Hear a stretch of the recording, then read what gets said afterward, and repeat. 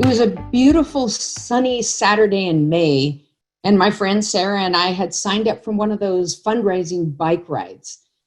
I don't remember anything about the day, but I've been told I was having a great time. I was laughing and joking around. And about 10 miles into the ride, somewhere near Marymore Park, I slowed down a little and without warning just fell over. Sarah stopped her bike and stared uncomprehendingly at me on the ground. Had I fainted? Hit something? The last thing any of my friends or coworkers would have expected was a heart attack or cardiac arrest in this case. Not me. I had healthy eating habits and I ran around Green Lake every morning. I got regular doctor checkups, all that stuff. Not me. So after trying to get me to respond to no avail, Sarah started to panic. She had no idea what to do and just started yelling for help. Another rider stopped to see what was happening, and together they managed to call 911 so they could provide the dispatcher with the somewhat vague directions that are the best you can give when you're on a bike trail and in a panic besides. All she could do now was pray that they would get there on time. Miraculously, a short time later, a young man also riding in the event happened on the scene and drastically changed the course of my story. He had coincidentally, within the same week, gotten his EMT certification. Seeing her distress and me unconscious on the ground, he stopped to help. He quickly assessed that my heart had stopped beating and began giving me CPR. Thankfully, Medic 1 figured out where we were and arrived pretty quickly to the scene to take over. I was given defibrillator shocks, which also resulted in establishing a heartbeat, then was hoisted into the aid car and immediately put into what is called an induced hypothermic coma. This is done, as I understand, to improve mortality and neurological outcomes in patients who have experienced cardiac arrest.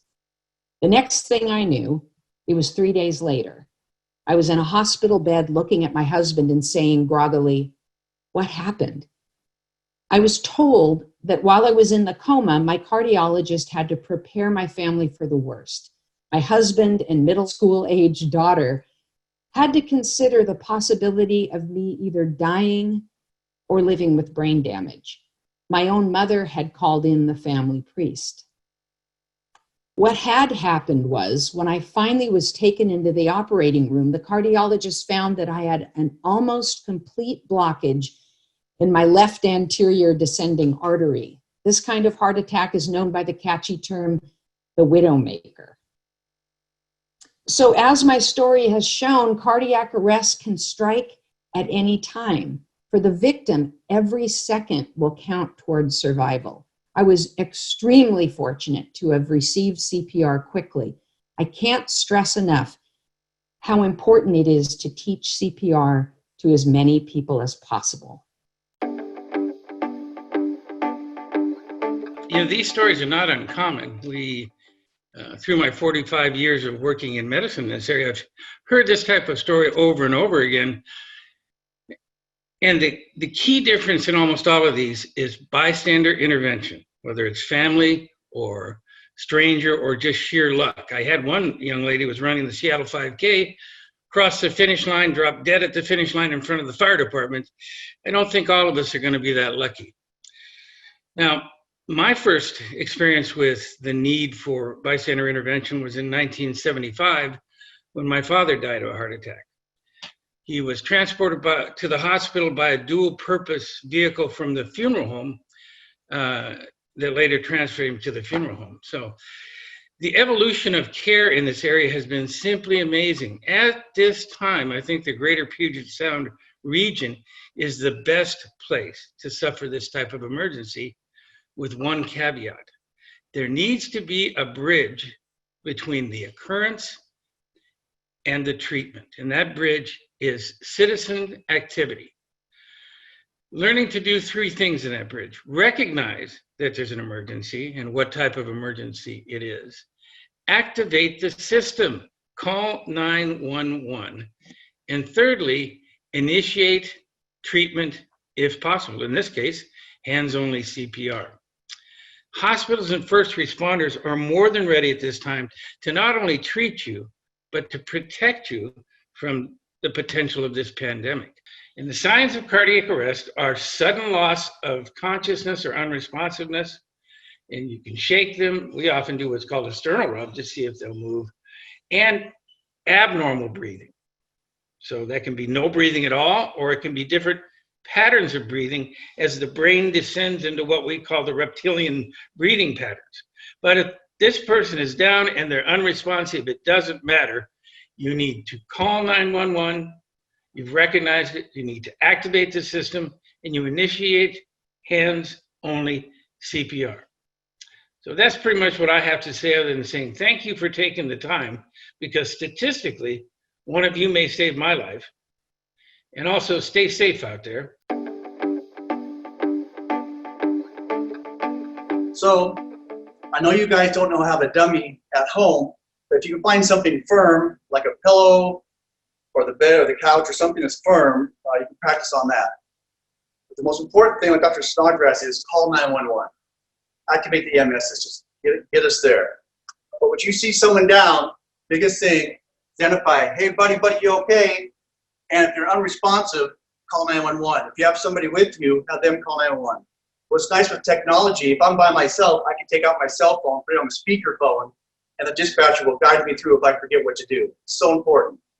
So call 911, shake the person, and you're going to use your three senses. You're going to look, listen, and feel.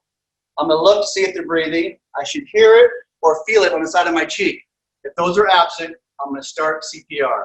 So I'm going to expose the chest, pull the shirt up, and I'm going to use imaginary nipple line as my guideline.